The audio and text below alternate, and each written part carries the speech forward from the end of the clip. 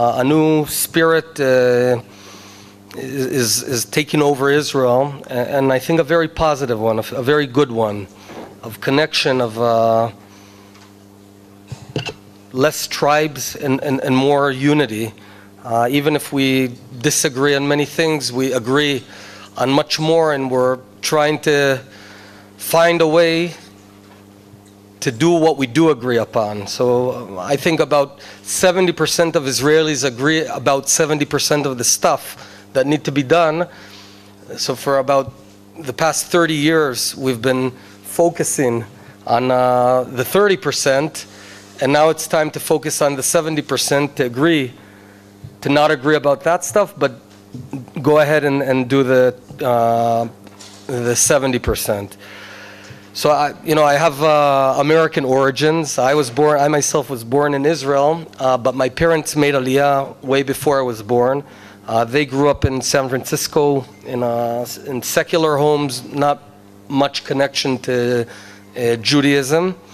And after making Aliyah, I went through a very, very long process of first being conservative for about 10 years. So I grew up, my earlier years, we were conservative. I always knew the difference between a conservative shul and an Orthodox shul. In the conservative shul, you get one candy every Shabbat from the rabbi. In an Orthodox shul, you never know. Some Shabbatot you get nothing, but when you get a lot. Right. And my dad was so unconnected to Yahadut. When he made Aliyah, they came to Kibbutz Dafna, where they grew pigs, actually.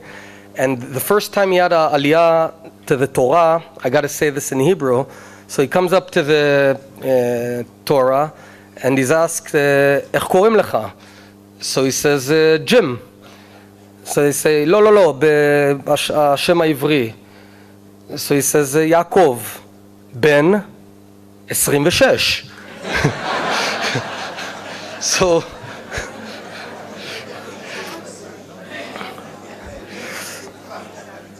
but I grew up with my brothers in Haifa, served in the Sayeret Matkal unit, the same unit that Bibi and Barak and all of us somehow come out of there. After serving in the military as a platoon and then company commander, studied law at the Hebrew University, and like others, founded a startup, a high-tech startup. And we had about 4 years of utter failures. There wasn't a landmine that we didn't step on, but ultimately the company succeeded, and today it employs 400 Israelis, 300 in Herzliya, 100 in Be'er Sheva, and I'm very, very proud of having bringing that sort of company to Israel. I myself am married also to, my wife grew up secular, and interestingly, there's something that only in America we could learn. We lived 5 years in New York when I ran the company. And by the way, my wife Gilat was the pastry cook at Oriole restaurant in New York, and then the pastry chef of another restaurant called Amuse, a very high-class one. So one day, William Grimes, the New York Times critic, came over, and we all waited a few days, and finally, here's the quote: "Her creme brulee restored my faith in creme brulees." So now we have a shrine in our house. But what's interesting is, of all places where Gilat got close to Yahadut, wasn't in Israel. It was Dafka. Find a translation for that word. It was, of all places, it was in America. One day we walk on the street on I want to say 85th, between Madison and Lex. And we see this little sign, and it says, "Are you tired of playing volleyball? Fed up with watching TV? Come to the beginner's minyan." So we go to the beginner's minyan, and there's this nice guy. We thought he's probably a school teacher or something. nice guy called George. And one Shabbat after another, we keep coming back, no questions asked. You know, you're religious, non-religious, Chinese, whatever, you're invited. Everyone was invited. And so nicely for a whole year, every Shabbat we came, and it was just fun. And he tells us about Parshat Shavua, about the Tefillah, each time something else. Turns out it's George Rohr. But, okay. But of all places, it was America where Gilat got close to Yadut. And we've got a lot to learn in Israel. A lot to learn in Israel from you guys about accepting many colors, many different flavors, and not judging people by the size of their kippah. Here in Israel, we're a bit too tribal, and that's one of the things we want to solve. After selling the company, you know, I was at the point where I'm supposed to go to the Caribbean and drink a cocktail with that little umbrella, right? You know, but instead of doing that, I get called to fight in the Second Lebanese War. So I commanded a search and destroy mission, sort of missile hunter mission in the Western Front in Lebanon. And that war changed my life. I guess there were two profound insights. The first one now seems almost ridiculous, but only there in Lebanon, I realized for the first time, there's these guys that really want to wipe us out. They don't like us. Now, it sounds sort of trivial, but I grew up in the 80s, and my generation grew up in the 80s. In the 80s, we didn't experience the Yom Kippur War, but we didn't yet experience the Second Intifada, and never heard of a guy called Ahmadinejad. So we grew up just like anyone, and never was there a fear, an existential fear. That was sort of in history lessons you learned that back then, towards the Six-Day War and Yom Kippur War, you know, there was all that feeling that we might be wiped out. I grew up, it was obvious, so I had a childhood not unlike one in Teaneck, watching the same lousy American TV shows and eating the same lousy fast food, albeit ours was lousier. And then suddenly I'm deep in Lebanon, and these guys, Hezbollah, are shooting thousands of missiles at my parents' house in Haifa. What do you guys want?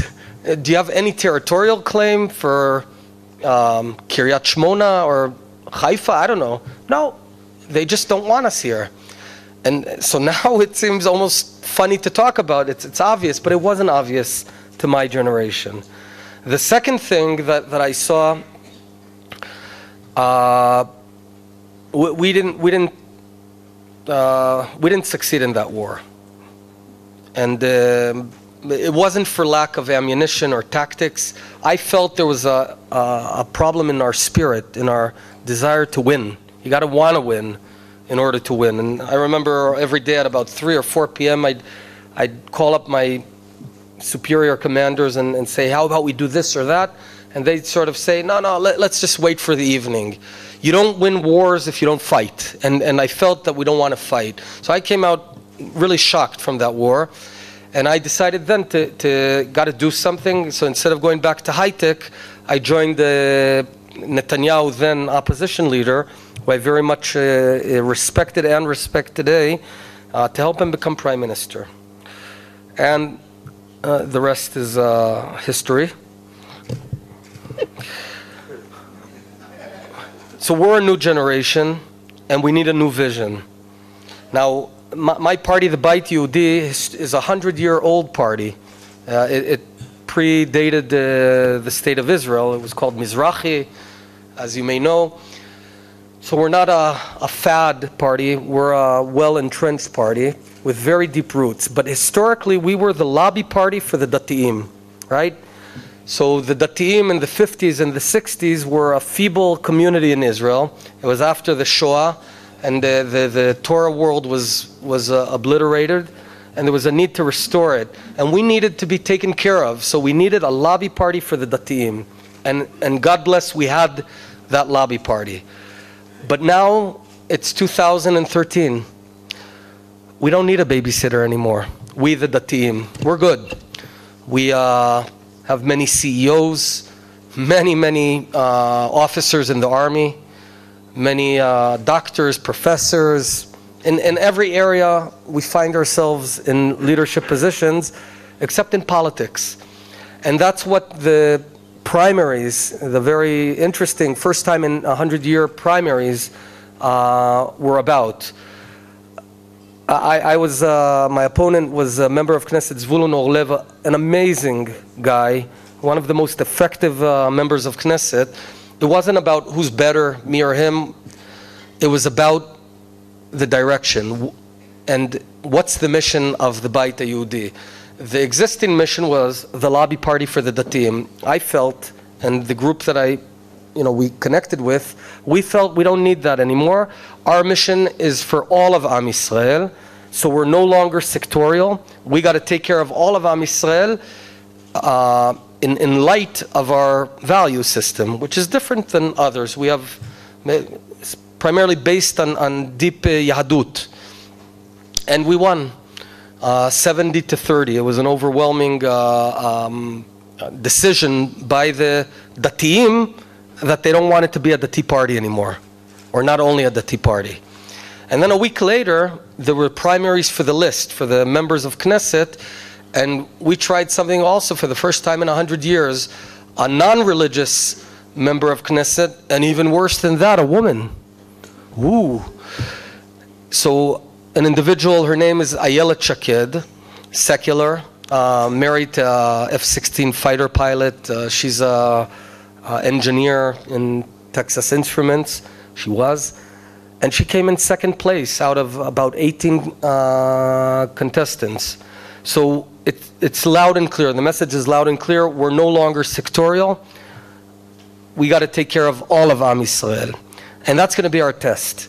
Our test, and we have two options. We might revert back to being a small, negligible party of 6 or 7 seats, or this might just be the beginning. It's up to us.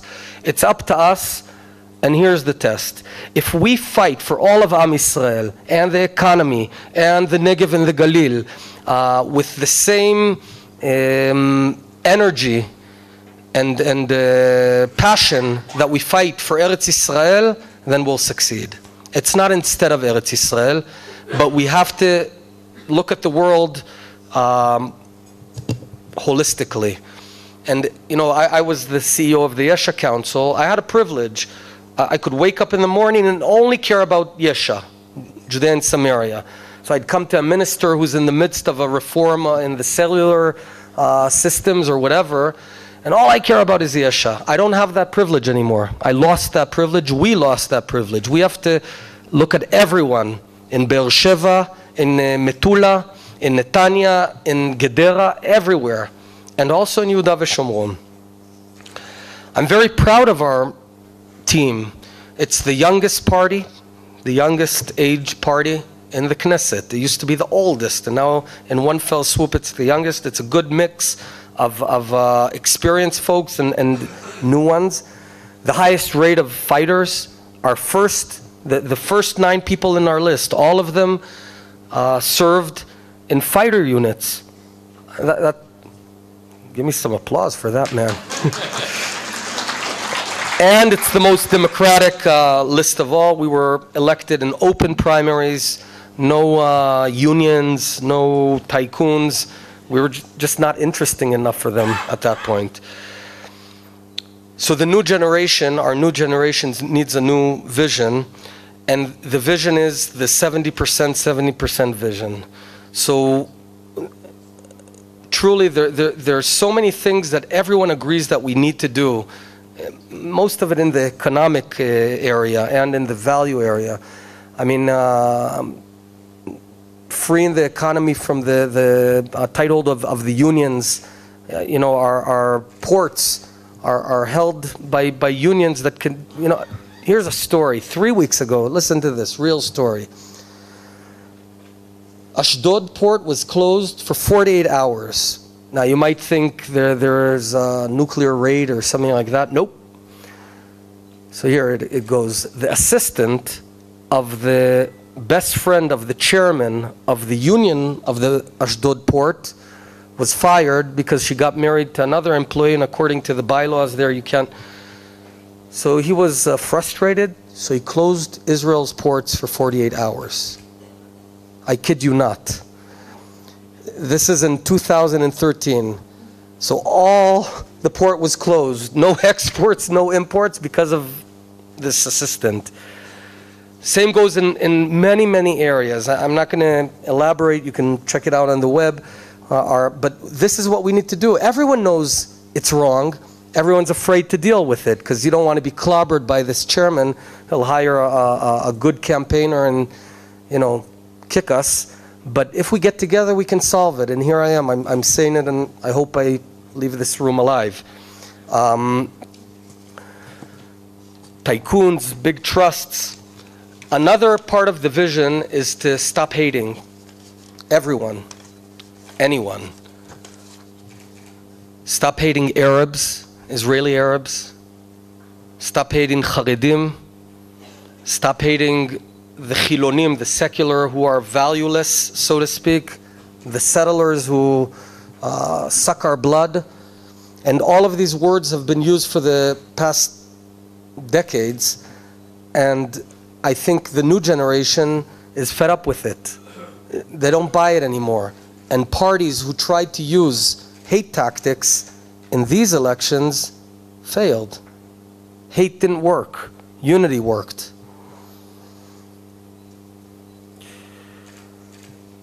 It's a new generation with also new attitudes towards the conflict, the never-ending conflict. It's a generation that now grew up with cafes being blown up and 1,100 Israelis being murdered.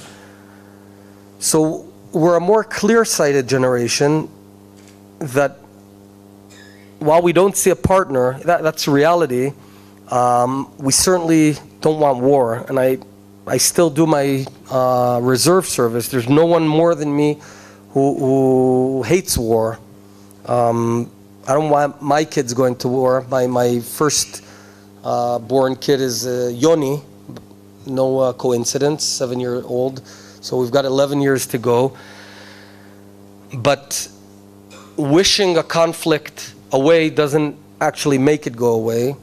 And we're more clear-sighted, and we understand that when we make profound mistakes again and again, it's time to take a new approach, a fresh approach, and realize that the solution doesn't necessarily lie in corridors in Oslo, but in the field. Now, there's a lot of good news in the field. I spent quite a few years in the field. More and more Arabs and Israelis in Judea and Samaria are working together, are shopping together, are driving and riding the same roads together. Now, I don't want to present some ideal picture because it's not ideal. There's no love in there. We're not singing Kumbaya together on the hills of Benjamin. But we all realize no one's going anywhere. We're here to stay, they're here to stay. Now, if there was a button they could press and we'd evaporate and vice versa, everyone would press that button, but it doesn't exist. Now we got to learn to get along in the field. And I submit that if we sat down and created a laundry list of stuff that we need to do to make everyone's life much better, just give you one example, that would be way better than wasting time on imaginary visions.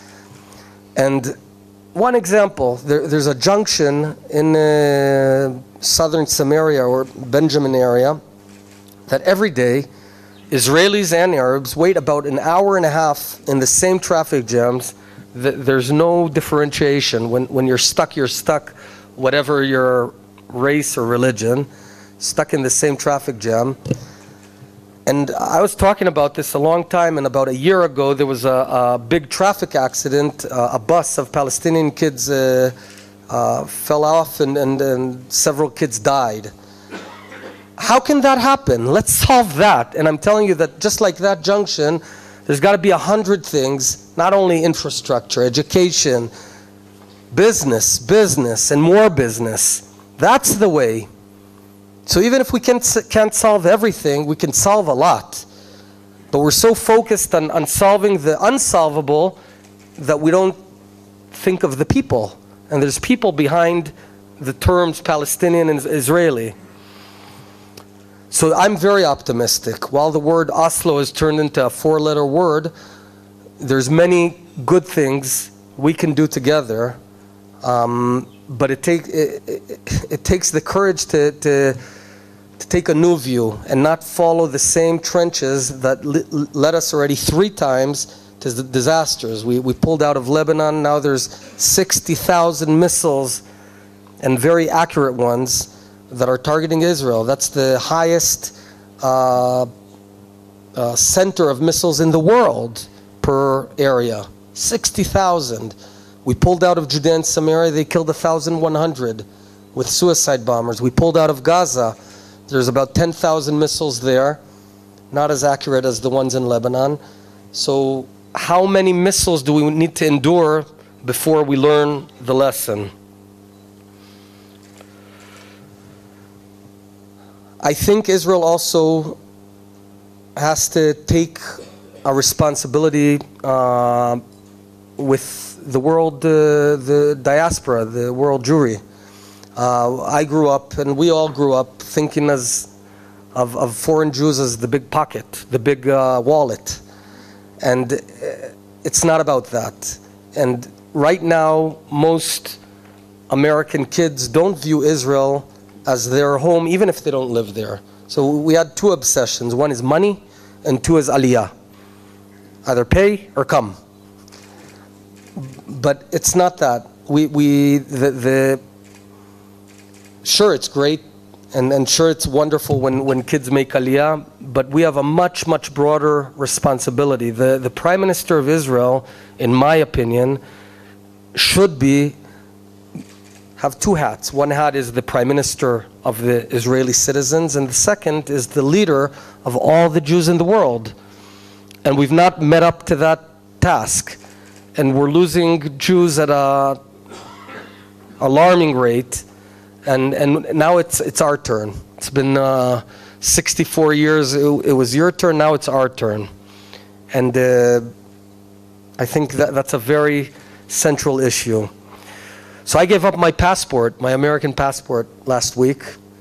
I feel like Superman after he goes to kryptonite, or you remember, and then he tries to punch that guy and his hand hurts. So, but I'm happy about it. I'm happy that I can serve my nation. And you know, my feeling is that we're this very long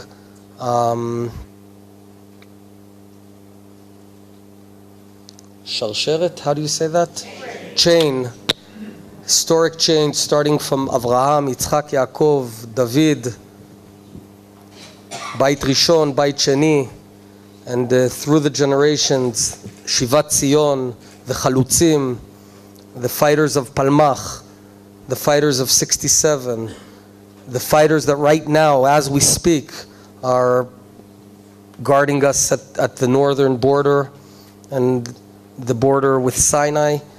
I feel that we're all of us are one more link in this eternal chain, and our job is to make that link, our link, stronger, a bit stronger than the previous link, a bit better than the previous link. That's what I have the privilege now, at least for the next, I don't know, 2, 3, 4 years in Israel. You never know. And I thank God and certainly the voters for that amazing privilege.